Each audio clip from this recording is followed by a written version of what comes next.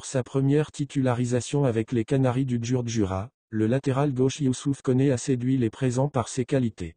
Aligné pour la première fois dans le 11 de la JSK et à la place d'Ahmed Mamri qui n'a été que l'ombre de lui-même contre le MCA où il a commis beaucoup d'erreurs. Le défenseur malien a réalisé une très belle prestation contre le PAC et a tenu son rôle convenablement.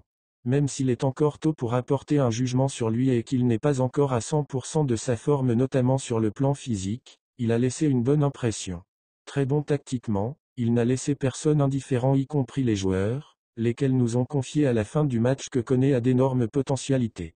Par ses couvertures de balles, son intelligence dans le jeu et aussi sa grinta, l'ancien joueur de l'Olympique lyonnais sera d'un grand apport pour l'arrière-garde de la JSK cette saison. Il a toutes les qualités pour réussir son passage avec le club le plus titré d'Algérie. Bien qu'il ne soit pas au top physiquement et qu'il possède un énorme retard par rapport aux autres joueurs, dans la mesure où il a raté la première partie de la préparation, Youssouf Koné a su comment compenser son manque de compétition par sa technique.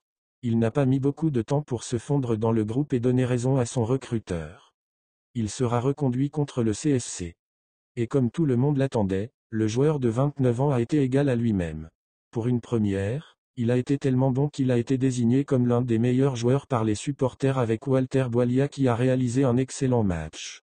Très expérimenté, et même s'il souffre d'un déficit physique, il a quand même donné le meilleur de lui-même. En plus de son rôle défensif, il a gagné beaucoup de duels et a participé au jeu offensif de son équipe, notamment avec sa relance. À la fin de la première mi-temps, il a eu une discussion avec Adem Redjem qui a joué ailier gauche et lui a demandé de se débarquer et lui donner des solutions lorsqu'il possède le ballon. Il a prouvé qu'il est la grande satisfaction et que la JSK n'a pas fait d'erreur en le recrutant.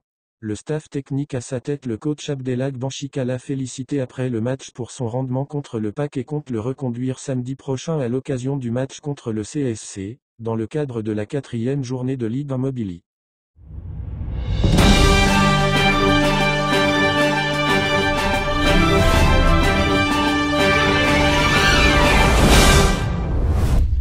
Début de saison particulièrement difficile pour le CRB.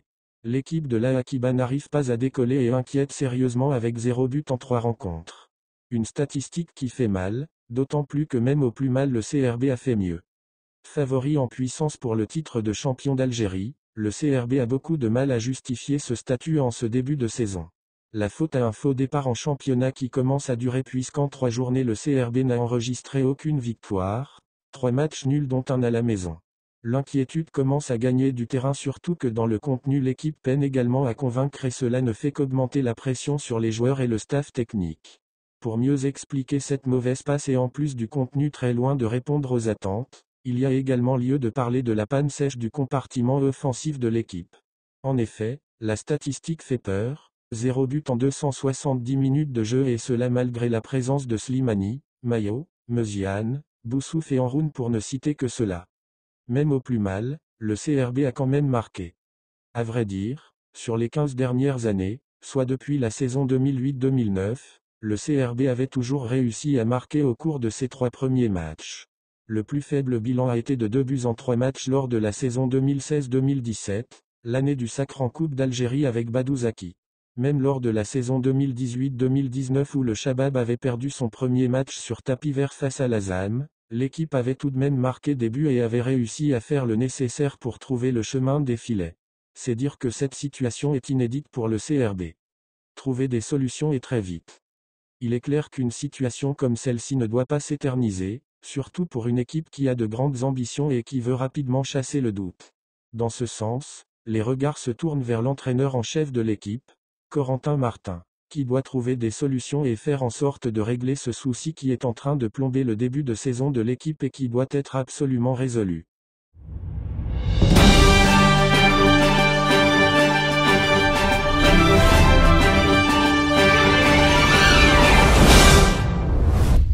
Des rumeurs ont circulé récemment au sujet du directeur général de la SSP à JS Kabylie, Hakim Medan, affirmant qu'il aurait été empêché d'accéder à la tribune officielle lors des matchs du club.